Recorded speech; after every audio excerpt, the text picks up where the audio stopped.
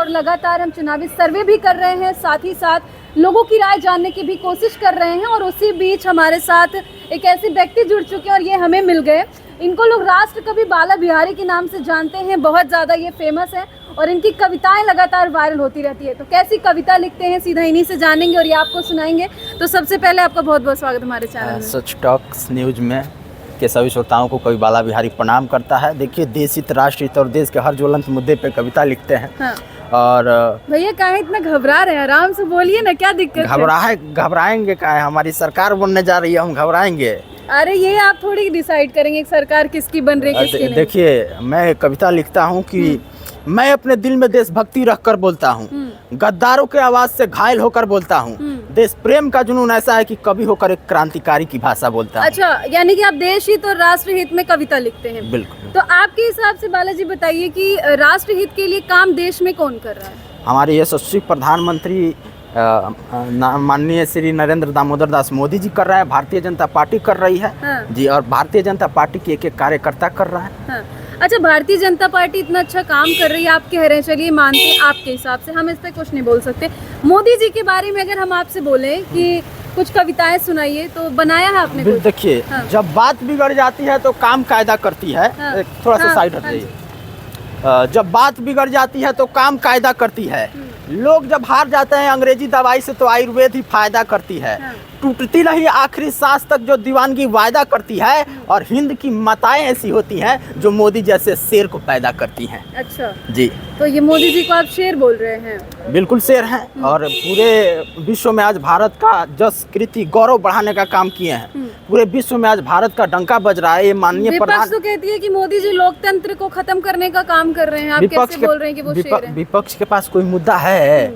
विपक्ष के पास कुछ है कहने के लिए? वो तो उल्टा पुल्टा उन पे सवाल खड़े कर रहे हैं। हम मोदी जी पे ये कर रहे हैं कि मोदी जी घोटालेबाज हैं, मोदी जी ने ये कर दिया, वो कर दिया, अडानी अंबानी के दोस्त हैं। तो क्या किसी अपने देश के किसी उद्योगपति से दोस्ती करना कोई जुर्म, कोई अपराध तो नहीं है? किसी आतंकवादी से तो दोस्ती नहीं ना जाके किया है। आप एक कवि हैं तो आपसे ज्यादा सवाल जवाब नहीं करेंगे, हम चाहते हैं कि कविताएं ही सुनाएं। और अगर आप मोदी जी पे कविता बनाए तो मुझे लगता है विपक्षियों पर तो बनाए ही होंगे। बनाया है? हाँ, बिल्कुल बिल्कुल। जो लोग मोदी, तो 2-4 लाइन में मत रुकिएगा, आप कवि हैं, मैं चाहती हूँ कि थोड़ा लंबा जो कविता वो सुनाए, लंबा कविता सुनाएंगे। देखिए, जो लोग आज मोदी जी को कोस रहे हैं उस पर मैंने कविता लिखा था। हाँ। कि मिजाज से कोस लेना मोदी को, पहले महागठबंधन की तस्वीर तो देख लो। कि मिजाज से कोस लेना मोदी को, पहले महागठबंधन की तस्वीर तो देख लो। खूबसूरत चमन को उजड़ा हुआ बताते हैं, इनकी नजर की तासीर तो देख लो।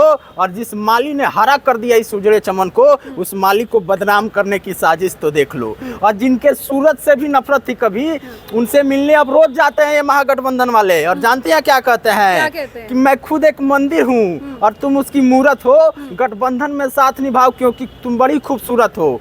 और आगे कहते हैं कि जिंदगी के इस मोड़ पर मिल गए हैं हम, आओ लूटने लुटवाने का वादा करें। ये मोदी है झूठा कुछ करता नहीं, ये देश को बताने का वादा करें। इनके नज़र में सर्जिकल स्ट्राइक भी झूठा, धारा 370 झूठा, 3 तलाक झूठा, जनधन योजना झूठा, मुद्रा योजना झूठा, सैटेलाइट झूठा, चंद्रयान 3 झूठा, मेक इन इंडिया झूठा।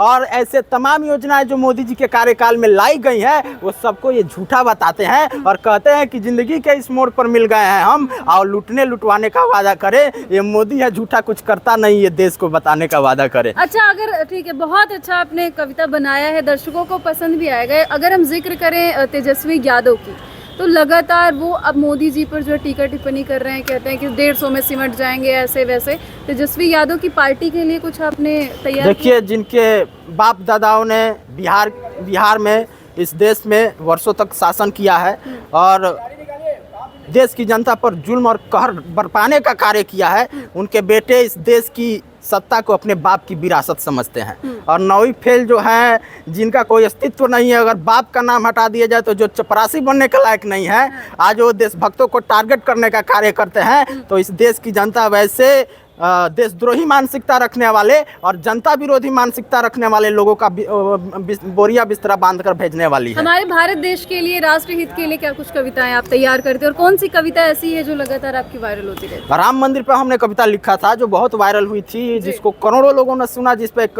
रील्स भी टिकटॉक था, उस समय टिकटॉक पे बना था।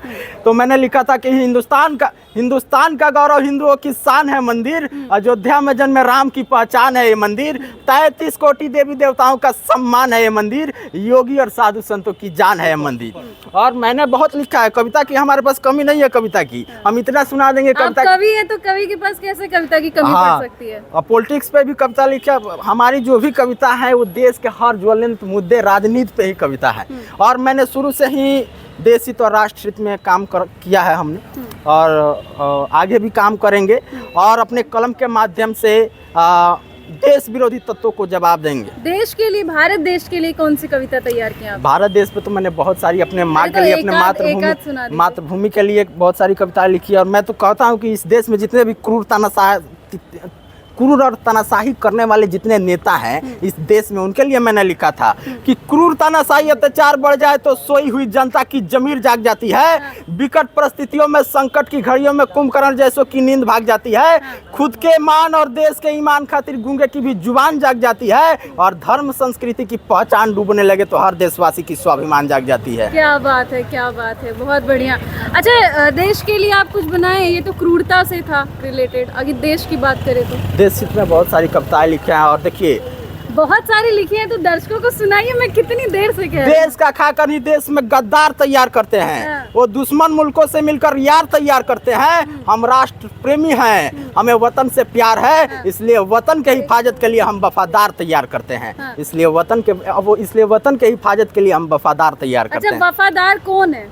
वफादार हमारे माननीय प्रधानमंत्री जी हैं, जिनके दामन में कोई दाग नहीं है। देश का गद्दार कौन है? देश के गद्दार वो लोग हैं जो आजकल जमानत पर बाहर हैं, जो घूम रहे हैं, जमानत ले लेके जो घूम रहे हैं ना बाहर, वो लोग देश के गद्दार हैं। जिन्होंने इस देश को 70 साल तक लूटा, जिनके बाप दादाओं ने इस देश पर शासन किया और देश को लूट कर खोखला कर दिया, वो लोग गद्दार हैं इस देश के। अच्छा, चलिए 2000 लोकसभा 24 चुनाव चल रहा है, छठा 7वां चरण बाकी है, रिजल्ट आने का इंतजार सभी कर रहे हैं कि परिणाम क्या आएगा।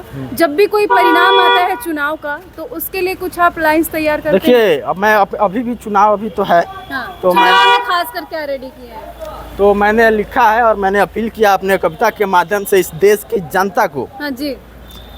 कमर कस लो मोदी भक्तों, बातों पर मेरी अमल कर लो, और कश्मीर से कन्याकुमारी तक हर जगह कमल कमल कर दो, कि देश के लिए मरना अभिशाप नहीं उत्सव होगा, मोदी के लिए खून बहाना भक्तों के लिए महोत्सव होगा।